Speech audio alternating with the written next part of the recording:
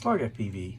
If you would have said a mere 9 months ago when I was reviewing the Beta85x HD that a second generation of the Beta85x would be 10 grams lighter, capable of flying double the distance at 200 milliwatts with a crystal clear digital HD FPV feed, I would have had a hard time believing you. So enter the BetaFPV Beta85x Digital HD Whoop. It has almost the identical frame to the original frame at 85 millimeter motor post to motor post. The only difference is it has this carbon fiber frame on the bottom, and instead of having, there was 2 tabs on the original, which are absent on the digital FPV version of it. But other than that, it is the same frame. The flight controller is an F4 all-in-one 12 amp ESC that supports BLHES. The motors are BetaFPV branded 1103 8000 kV brushless motors.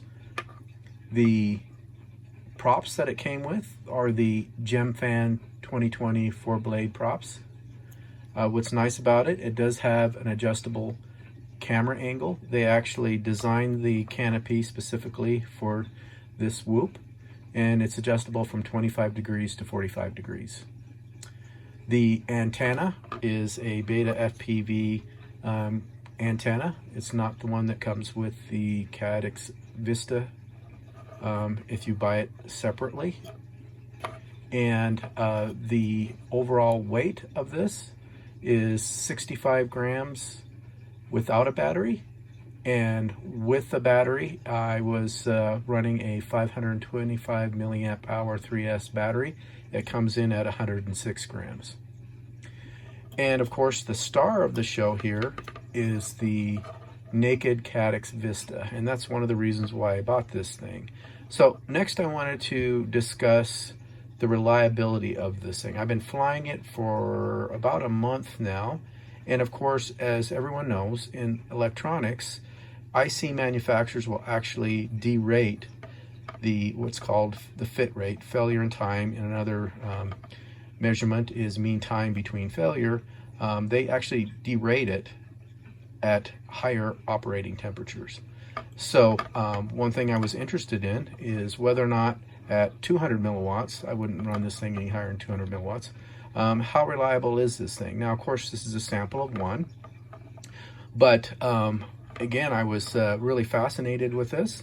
And so next we'll talk about the reliability and some of the setup tips that I went through to make this craft fly better. Setup tip number 1. When I first was flying this thing, it did have custom PIDs on it. It was flashed with Betaflight 4.1.1. I went ahead and upgraded that to 4.2.2. In addition, tip number 2, I went ahead and loaded JESC. I paid the $5.98, the 48 kilohertz version, so I could enable RPM filtering. And that greatly helped the prop wash handling of this little quad, and it ended up flying much better with RPM filtering enabled and running Betaflight 4.2.2. I'll go ahead and show you the slider settings that I had for the PID settings here. Then moving over to the filters tab, here is what I had the slider set to for filtering. And again, that helped out significantly with the prop wash handling. I'll go ahead and link a how to set up RPM filtering. Albert Kim, I think, has a very concise video on that, so I'll go ahead and link that below. Setup tip number 3. I would not recommend running this thing any higher than 200 milliwatts. It doesn't have the normal heatsink, so keeping the power output to 200 milliwatts. And for this size Whoop, I mean, I was getting plenty of range. And to be quite honest, I run almost all my other quads at 200 milliwatts.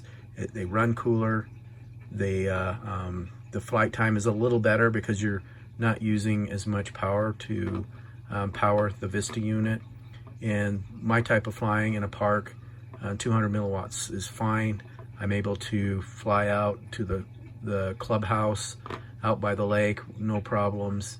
So would not recommend going any higher than that. Then also I would not turn off, a lot of people like turning off the thermal temperature monitoring cutoff. I would not recommend running it that way either in the device configuration. So definitely don't go any higher than 200 milliwatts on this one. So let's talk about reliability. I know that some reviewers didn't particularly like this little quad. I think the main thing was the canopy. I can understand, you know, if you were hitting concrete where this fin back here for turtle mode could get broke off. It's fairly thin, and then the canopy is you know, somewhat brittle. I've seen cases like Ken Heron, he totally smashed the canopy, but I think he ran into something pretty hard like concrete or something. But for me, for park flying or flying in a field, flying out by a lake, it's plenty good. I crashed it several times. In fact, you know, at the beginning of the video, you saw my crash into the ground. I did manage to crack the frame here. I hit it hard enough. So I just glued it with E6000 glue, and been flying it ever since. But I would recommend getting an extra frame. It's only like 10 bucks US, and you can just get it off of Amazon or Race Day Quads or wherever, Banggood. So definitely get an extra frame. But as far as running it, you know, we had some crazy weather here, all the way from, you know, freezing temperature, which I was flying it in a little bit of snow, to 79 degrees.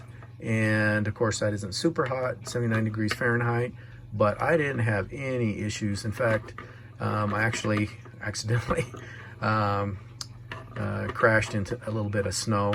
That was just happened to, there was a shady area, and I happened to crash into some scraggle and landed in some snow. So I immediately powered it off by pulling the battery lead off, and it dried right out, no problems at all.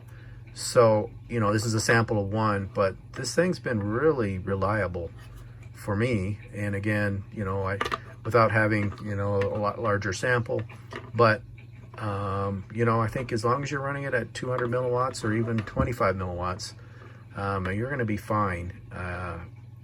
You know, I think at that wattage, it doesn't really need the heat sink.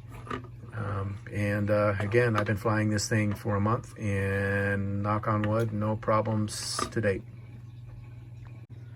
So next I'll show you some flight footage in mixed conditions, all the way from some light freestyle to proximity flying to a little longer distance at 200 milliwatts. You know, trying to answer the question whether or not this BetaFPV antenna had good range, and I'm pleased to say it does. And then we'll summarize my thoughts on the Beta85x Digital HD.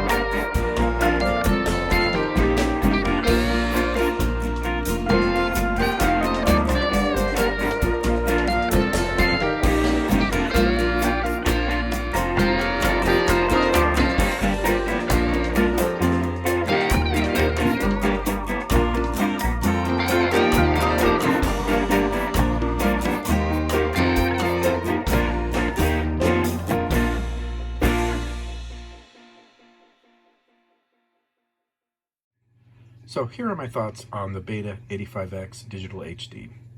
To be honest, BetaFPV can be hit or miss on some of their products.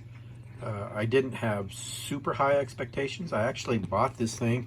I was going to remove the electronics, the camera, and the motors, and put it on a toothpick frame. But after flying it for a month, I decided against that. I really enjoy this, the way it flies. And now that I tuned it, it does great at canopy tree hopping for proximity flying. It also does fine for a 85mm whoop with light freestyle park flying. The range actually is really good at 200 milliwatts. I had concerns about the antenna, but I don't see any range degradation with the BetaFPV antenna that they supply. The flight time is with the 48 kilohertz ESC firmware that I have loaded, I'm getting 3.5 to 4 minutes of flight time, depending how hard you push it. And so that's definitely a pro. Of course, the cons, I know that the canopy here with this fin probably can break that off fairly easy, but canopies aren't that expensive. And then the frame, I was able to break the frame, but that's no different than the original frame that they had on the original 85x HD. If you hit something hard enough, you can break it. But for somebody that already has a DJI digital FPV system like the goggles, I think this was a good addition if you already have that currently. So with that, thank you for watching my channel.